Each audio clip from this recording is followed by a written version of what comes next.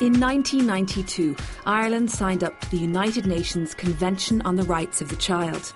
In doing this, the state acknowledged that every child and young person up to the age of 18 has a range of rights under this convention, something that's still the case today.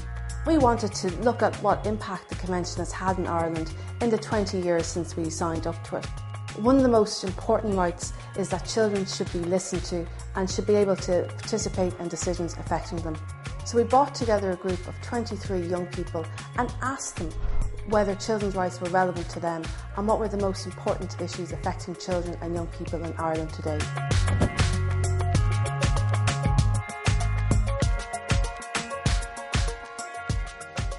It wasn't difficult to get the discussion started.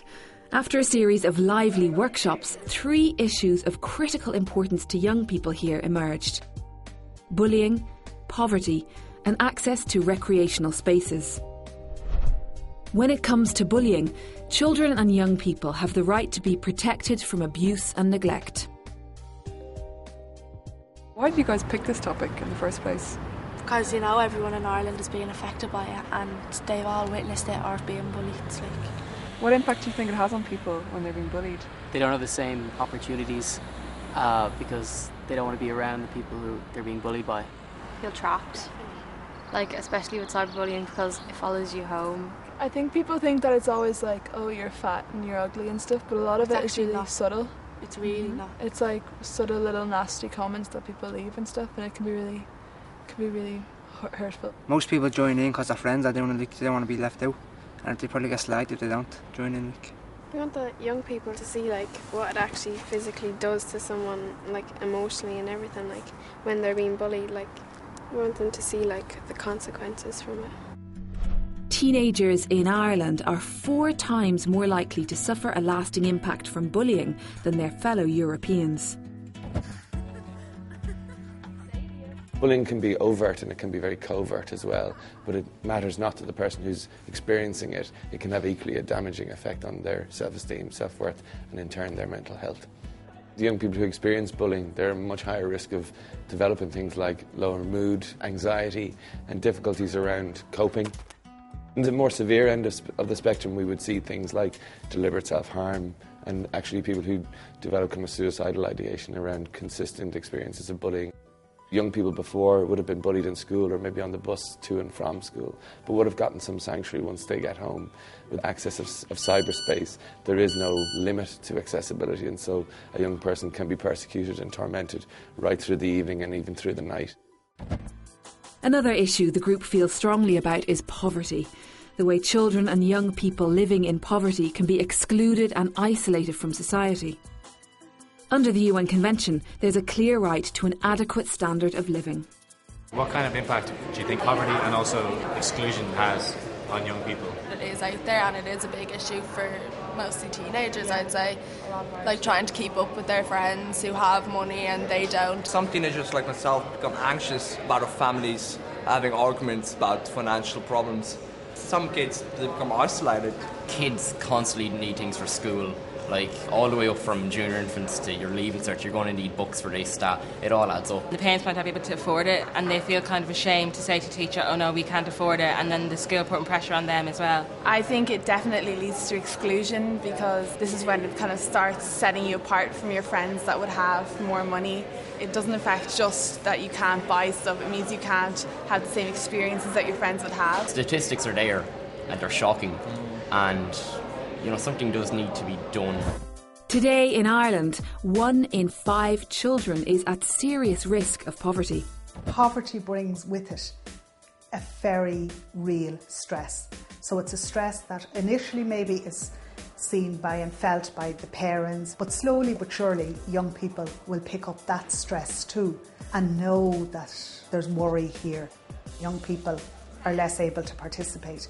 So what will happen is they will tag along for a certain amount of time, but they begin to feel more and more uncomfortable. It's all right maybe one day not to have the money to join the others, but if that is happening again and again, a young person will withdraw, they will become less involved.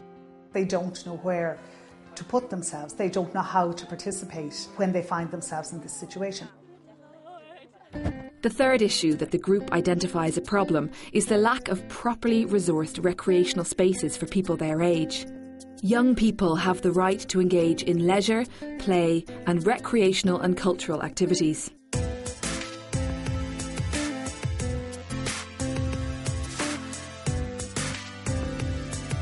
Children are looked after because they're directly more dependent on the adults, whereas I think because we're kind of grown out of the playground phase, but we're not quite into the full adult world, we're kind of just forgotten about. People think that we're some completely different type of species, that we just don't fit into the world and things like that.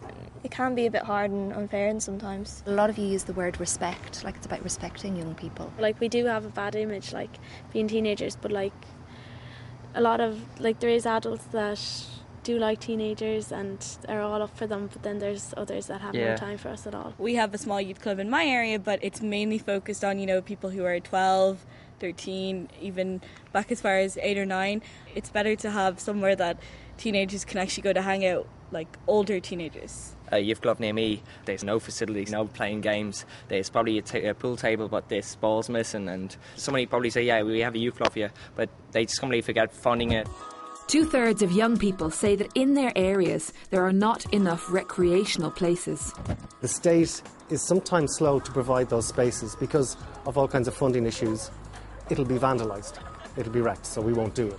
There's a poverty of imagination there. But access to facilities is never enough.